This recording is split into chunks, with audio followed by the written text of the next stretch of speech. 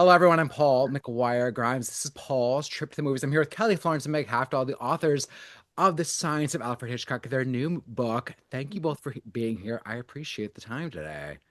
Thank you for having Thank us. you. Yeah, Yes. this is great. Yeah. Now, I love, obsess over Alfred Hitchcock. So when I saw that you guys were doing this book, I was so intrigued, and you all nailed it. It's fantastic. So, Meg, I'm curious. I want to start with you. This is like the latest in your Science of series. I mean, you talked about women in horror, serial killers, witchcraft, Agatha Christie. Describe your approach to this series, and how do you go about writing a new book? Yeah, it when it comes to writing a new book, we definitely wait to get excited and we sort of, get ideas and we bounce them back and forth. And Alfred Hitchcock just made so much sense. He has such a breadth of work and there's so much to discover and learn about. And I know personally, I really like getting into biography as well as, science and history and all of that. So being able to do that was really great too. Yeah, I love memoirs and biographies. I'm reading one right now in Desi Arnaz, and Ah, it's so fascinating to learn about how it's called The Man Who Invented Television, and yeah. that he did for sitcoms and how we think of the modern day sitcom is fascinating. Now, Kelly, with every chapter and every book, a movie that you're talking about, you really dive into so many different themes. I love Strangers on a Train, and you talk about the person's gait and their walk, which is so specific at the beginning, whether it's, falling asleep, the art of conversation, the mama's boy trope. And then with Rear Window, I was obsessing over the peeping Tom and the voyeurism, two of my favorite movies, female intuition, cameras. Was there a movie or maybe a performance that you really saw differently this time around as you were really researching and diving into these themes and topics? I think every movie felt fresh and new. And especially one fun thing I mentioned, I have an 18-year-old. He watched every movie with us that we wrote about and seeing things through his eyes and through his lens. And many of the movies were the first time he saw them. It gave me a new appreciation and fascination with Hitchcock's storytelling and filmmaking. I love that because I feel like a lot of kids these days probably don't have an appreciation, could care less. They'd rather have all the blood, the gore, and the saw and the torture porn. So to have him like going back to the classics, I think is really. Did he see them differently, if you don't mind me asking? Yeah, I think that, he loves history. And so he would always learn new things and then look it up, and immediately we'd have a conversation about it.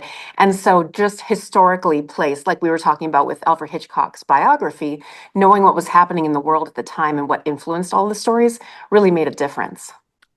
Yeah, history is so important, and art as a reflection of history is so vital. I think people always forget that, and it's you can see that to the dawn of time. It's so great.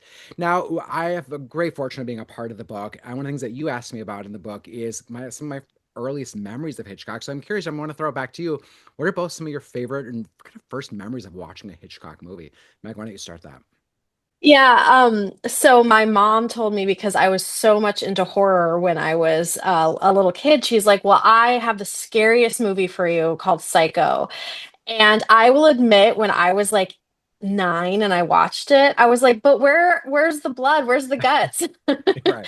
And so it actually, I wasn't sophisticated enough to appreciate it at the time. And I remember thinking, well, geez, why did she say it was so scary? But then it's one of those things, and I think what makes Hitchcock so great is that sophistication. Um, it was on another level. It was for adults. And once I went back and watched it as an adult, I was like, oh, it is terrifying. There's so much here with Norman Bates, which is probably my favorite film performance of all time. And so I have to say, my first experience with Hitchcock was, well, I want more blood. Yeah, Rear Window was one of my first Hitchcock movies that I saw, along with Psycho. But I was fascinated with that thought of being trapped and having this injury and not being able to get away. Like that is true terror and horror to me. And so it got my wheels turning. I love that. And both are so classic, so iconic. And like when you actually think about this idea, like you're saying, of being trapped and just seeing something out your window and you don't know what it is and you can't do really anything about it is fascinating. And the whole behind the scenes making of that movie, and I think you guys allude to it in the book too, of how they built an entire life size apartment building set on a soundstage in order to shoot it from that one angle, I think is so fascinating. And Psycho. I mean, I was watching Scream, of course, and Halloween, which both reference Psycho, and it's just like this lineage of Loomis and these characters. And to hear Osgood Perkins talk about his dad and the legacy of Psycho and how he kind of changed that is really rewarding. I think I don't know if you guys have watched Osgood talk about his dad quite a bit, but it's really great. Yes. And speaking of Psycho, we really loved the TV series Bates Motel as well. It's one of our favorites. Oh my God, Vera Farmiga is stunning in that. Yeah. Oh my God, yeah. Is brilliant. And so is Freddie Highmore. Like he did Yeah. a really great job in that role. Yeah, Yeah. fantastic. And Meg, why do you think we keep coming back to Hitchcock and his approach when there are modern day storytellers and filmmakers that are doing horror, they're doing types of horror, but we go back to these classics? Why is that? Yeah, I mean, I think that this sort of a tour sensibility that he had, Hitchcock, as people who will read this book will find out, he did make some enemies along the way, because he had a very clear vision of what he wanted, and he would not sort of back down from that. And I think that today, a lot of like films are, and sometimes in a great way, a lot of people are involved. But I think for Hitchcock, he had a way he was going to make this movie. And he did it with such vision that I think when we sit down and watch it, we really can appreciate that and see him in it. I mean, literally, like him doing his little cameos, but also just every shot of every Hitchcock movie, you're watching a Hitchcock movie. And I think that people appreciate that. And he has a way of scaring us in a way that is so insidious, and it keeps us up at night, and it's psychological. And I think who doesn't love that? Absolutely. Yeah. One of the things I love about Strangers on a Train is that he was going to make this adaptation, but then knew how he was going to shoot all of it, knew that every frame of it, but like still needed a screenplay. So he hired, I Yeah. think, Raymond Chandler to do it, and then Raymond Chandler hated what he was doing with it. Maybe that was Rear Window. Anyway, like one of those, like he had to hire someone to write it, and Hmm. he didn't want their vision of it. He knew what he wanted to do, and then of course pissed people off about it. Yeah. God. Now, Meg, you have a love of Rebecca, which I think Yeah. is like underrated Hitchcock. Yes. Like we know about Mrs. Danvers and whatnot, but why do you love it so much? I think first of all, the source material, the book itself, is so atmospheric, and I think that Alfred Hitchcock just nailed that atmosphere. And I think anytime I really enjoy a horror movie, there's a really palpable atmosphere, and Rebecca just has that. And I think this idea of how Mrs. De Winter sort of gets into this scrape into this situation in her life is so we can empathize with it. She's this young woman who, is basically finds herself in this beautiful home with this handsome husband, and now this perfect life is kind of falling in on itself. And I just feel like Hitchcock, as usual, he nails it. Mhm. And we saw a recent remake of it that I thought was terrible, and just kind of shows that like you can't Yeah. remake Hitchcock. Like Gus Van Yeah. Sant tried it, couldn't do it. And No. then you have Rebecca, and it's been a while. I mean, Bates Motel at least is a really different approach to it. Yeah. And it's been a while since I've watched the Christopher Reeve Rear Window, but I feel like even that Mm, was like strong liberties with that story. Right. Yeah, Yeah, and that too, feeling of trapped in the Christopher Reeve and knowing like he really did lose his oxygen yeah, in those scenes to make it realistic. It's terrifying. yeah. Oh God, so good. Kelly, do you have a favorite Hitchcock and why? Yeah, Psycho. I have the Bates Motel tattooed on my thigh, and it's won some awards. My tattoo artist has won them. It's iconic. It is every year I've got to rewatch it, and I just think Norman Bates is. I mean, he's a great looking guy, but he's creepy. I love rewatching movies over and over again. I think there's always something new you bring into it with whatever lens you're kind of viewing it of that day, whatever's hitting you that day. So, what was when you the last time you watched Psycho? Was there something that you saw again? They're like, I didn't see that angle before, or that article of clothing is, whatever it may be. What hit you this time?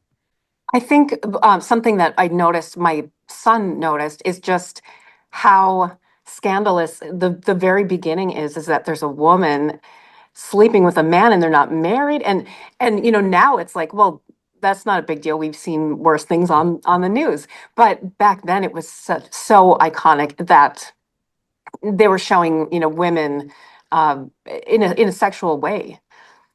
Yeah, I mean, he was ahead of his time.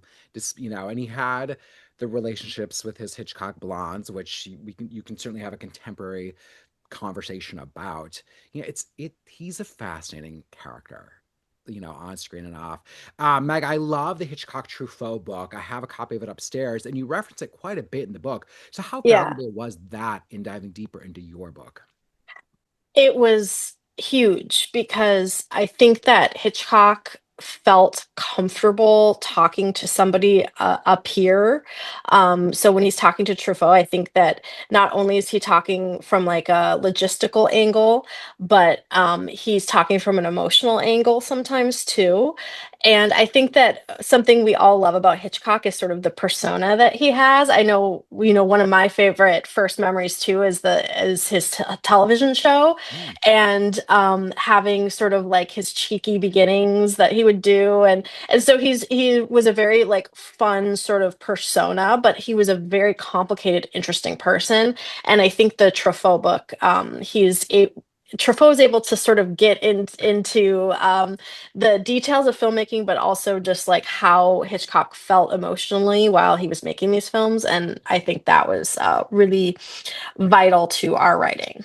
Oh, absolutely. It's good to see when someone opening up and trusting another Hmm. filmmaker to kind of go there, I think is great. You mentioned the TV show, and you have a whole chapter on the TV show in the book. Are there episodes that you would recommend people to go and watch if they haven't seen it before? There's one, several are written by Roald Dahl, of all people, Ah, which I think is yes. really cool. So look those up. One including that's quite famous where she kills her husband with the leg of lamb and then serves it to the cops. I mean, that's just like, I love that sort of queen energy. Ah, oh my God. Fascinating. How do you, I mean, with the guy that's made so many movies, how did you distill it down to figure out, okay, these are the ones that we want to focus on, and it's either this behind the scenes story or these themes? Like, there's so much you could write about. Yeah, I think as Meg was saying, anytime we start a new book, we have to both be excited about what we're writing about. And so it was the same thing with picking the movies because we could write 3 books just on Hitchcock. But instead, we went through chronologically what made sense to highlight. And, we couldn't include everything. And that same thing with our Stephen King book, when we wrote about him and his prolific work, we would have volumes upon volumes. So we have to go with what we're most excited about. Yeah, that's great. Any insights you want to tease about the book, or like you're excited for people to read this portion of it because you just love learning about it? Something that we get a lot from people is they love our little factoid sidebars. Yeah. And we do talk about every Hitchcock cameo. So if you are rewatching the movie and you didn't spot him, you can check out the chapter and see where he is. I really loved, as I said, I love biography. I really love learning about his marriage. I think it's something that really endeared him to me, and I think that people will appreciate the influence that Alma had. I think we've seen that in some of the biographical films that they've done of Hitchcock, but really like unraveling their marriage and sort of looking at it and seeing like how much power she had. She was basically the only person who could kind of slap him up, and I like that about her. Yeah.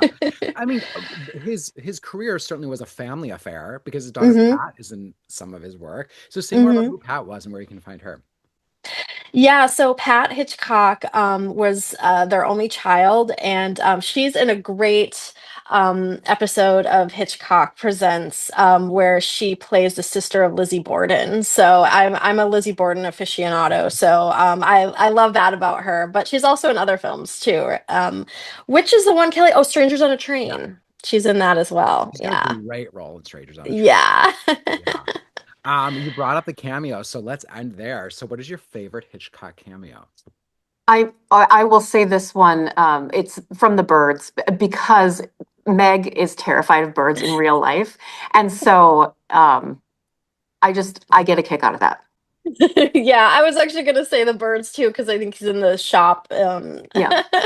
Yeah, I'm trying to think. There's some good ones. I like. I think two of them he's holding a musical instrument.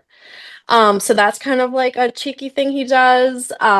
Yeah, it's fun to spot him, and they're all different. Ah, oh my God, I love it.